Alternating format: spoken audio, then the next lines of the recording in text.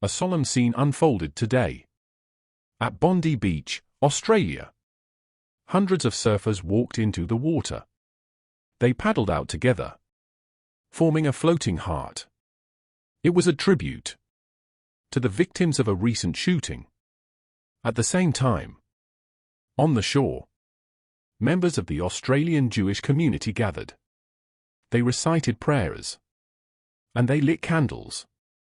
Two traditions, side by side. Surf culture and faith blended into one shared memorial. Organizers said the event was about strength and about standing together against violence. The tribute ended quietly. 1 minute of silence. Then flowers were placed into the sea. A simple act, carrying a powerful message of unity for a grieving nation. At the edge of the world, Chile just made a powerful decision. Chile has created a brand new national park called Cape Froward on the southern tip of the country. It protects 150,000 hectares of land, forests, glaciers, wetlands, and long coastlines near the Strait of Magellan. This land is home to rare animals, including the Huemul deer, one of the world's most endangered species. The ocean nearby also shelters orcas, whales, and sea lions. Most of this park exists thanks to a huge land donation by Douglas Tompkins, a conservationist who believed wild places should stay wild. His contribution helped connect this park to a massive Patagonia wildlife corridor, protecting nature across millions of hectares. In the next 2 years, new hiking trails and ecotourism plans will create jobs for local communities in Punta Arenas, without harming the land. Chile is showing the world that protecting nature also protects livelihoods. Strong ecosystems lead to stronger communities. This isn't just a park. It's a promise to protect the planet's wild edges before they disappear. Shocking news from Taiwan. On Friday evening, a 27-year-old man attacked people near busy metro stations in Taipei during rush hour. He threw smoke grenades to create panic and then stabbed people in crowded areas. 3 people were killed, including a man who tried to stop the attacker. At least 5 others were injured, many with serious wounds. The attacker, identified as Changwen, was wearing a gas mask and carrying fake smoke grenades used in airsoft games. Authorities say he was a former soldier who was wanted for avoiding military service. Police chased him into a department store. When cornered on the 6th floor, he jumped from the building and died. Taiwan is now on high alert, with increased security around public transport and crowded places. This tragic incident is a reminder of how quickly public spaces can turn dangerous, and why staying alert and informed matters. Hey folks, buckle up for a wild twist in world news. Russian President Vladimir Putin just shocked everyone by backing U.S. President Donald Trump in his massive lawsuit against the BBC. Picture this: Trump is suing the BBC for at least $10 billion, claiming they twisted his January 6 speech by editing out key parts, making it sound like he told supporters to storm the Capitol. The BBC apologized for the mix-up but says they'll fight it in court. At his big annual press conference, Putin jumped in. Trump's right to sue. Media can't just chop up words like that.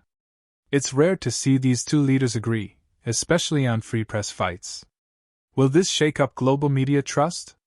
Stay tuned. Breaking news from the Vatican. Pope Leo has named a new leader for the Catholic Church in London. This appointment fills the highest church office in the British capital. It's a strategic move. The decision sets the tone for pastoral leadership in the region.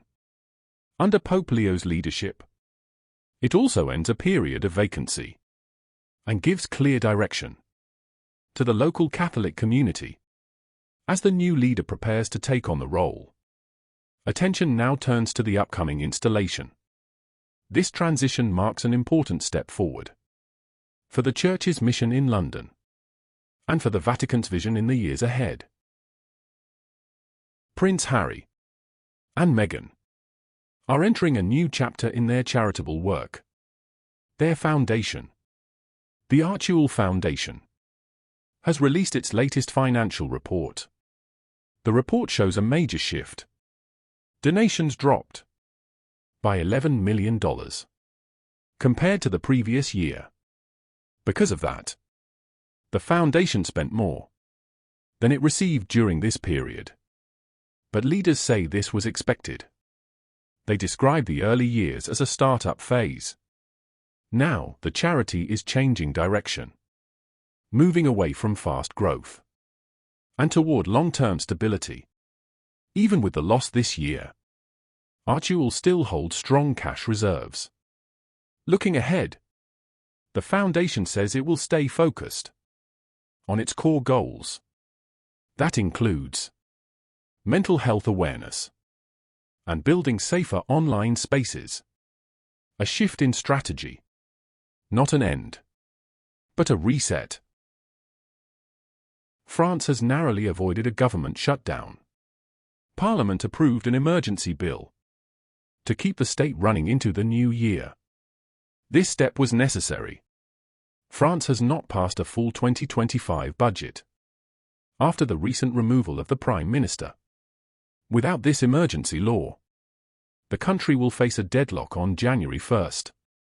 That would have meant no tax collection, no salaries for public workers. To stop that from happening, lawmakers from opposing parties came together. They backed the temporary law to prevent financial chaos. But this is not a long-term fix.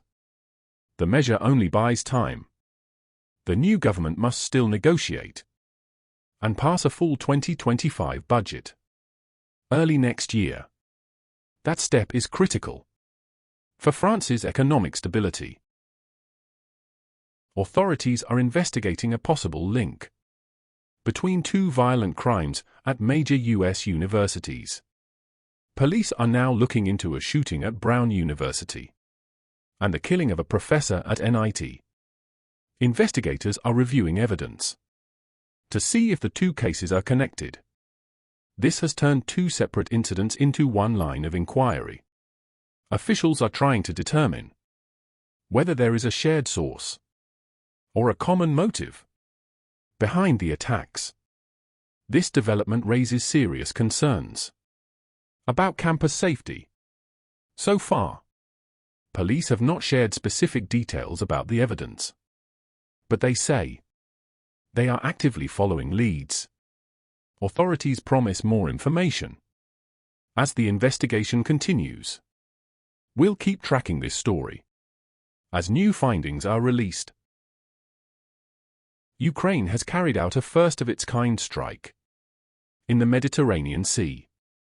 A source from Ukraine's security service, the SBU, confirmed the operation. The target was a Russian oil tanker. Officials say the vessel was part of Russia's so-called shadow fleet. These ships are used to move oil and avoid international sanctions. Until now, Ukraine's naval strikes were mostly limited to the Black Sea.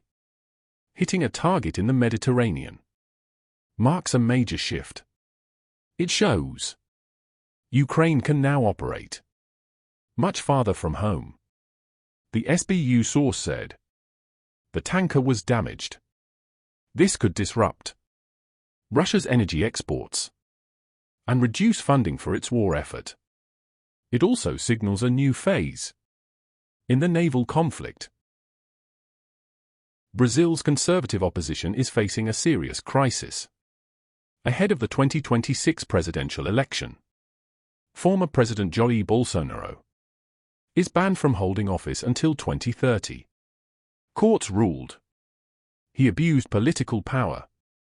Even so, Bolsonaro remains the most popular figure on the political right. But there's a problem. He refuses to support a replacement candidate. Instead, he says he will still run, despite being legally ineligible.